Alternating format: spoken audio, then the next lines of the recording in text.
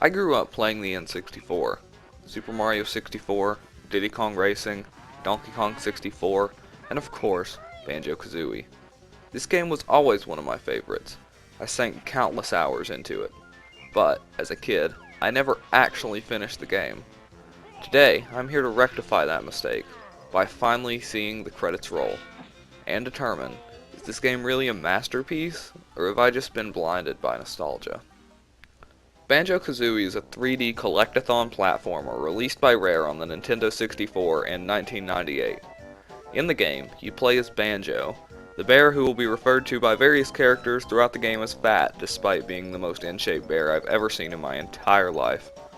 And Kazooie, his sarcastic bird friend who also happens to be my spirit animal.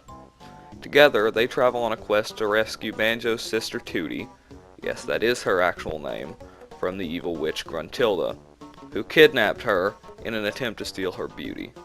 A fairly basic plot to be sure, but the characters are lovable and they do some fun things with it at the end. The game looks good. The classic N64 graphics style with a rare touch makes this game pop, really bringing out the unique environments you'll travel to.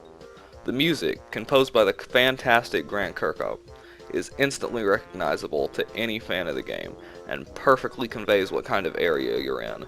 From the deep, guttural sounds of Bubble Gloop Swamp, to the thematic tune that plays in Click Clock Wood, to even the mood-setting song that plays in Gruntilda's lair. The game controls well enough. Certainly not perfectly, but I rarely had trouble getting where I needed to go.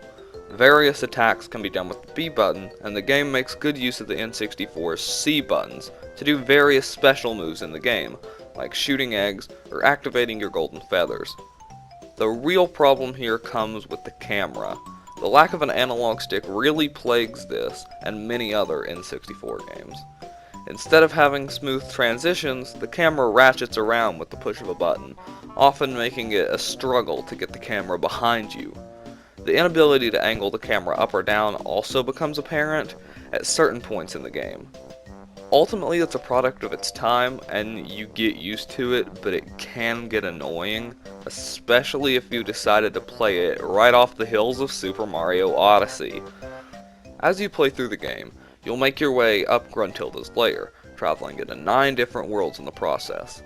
Each world contains 10 jigsaw pieces, or jiggies, which are required to progress to the next world.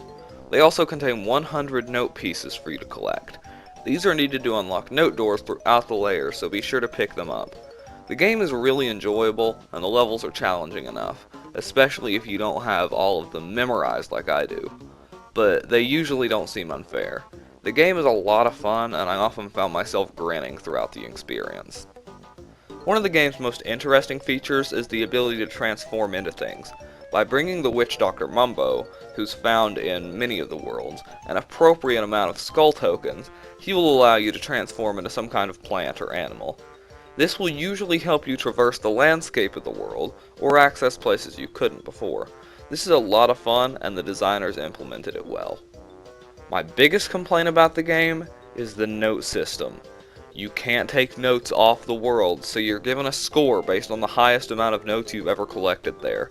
This means if you want to go get all 100 notes, you have to collect them all in one go, without dying.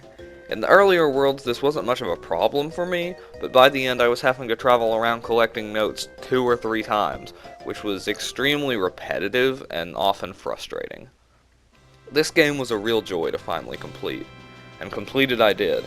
I collected all 100 notes and all 10 jiggies in every world, and all 10 jiggies scattered around Gruntilda's lair, and finally saw those long, really long, end credits roll. I think everyone who enjoys this type of game needs to experience Banjo Kazooie. It's a real classic and an absolute joy to play. With all that in mind, I give Banjo Kazooie a 7.5 out of 10 rating. And that was my review of Banjo Kazooie. Hopefully you enjoyed watching it as much as I enjoyed playing the game. Now, the next logical step from here would obviously be to play the sequel, Banjo Tooie. However, this game kinda took a lot out of me, so I'm going to take a break. So be sure to join me next time when I review Plants vs. Zombies. I'll see you then.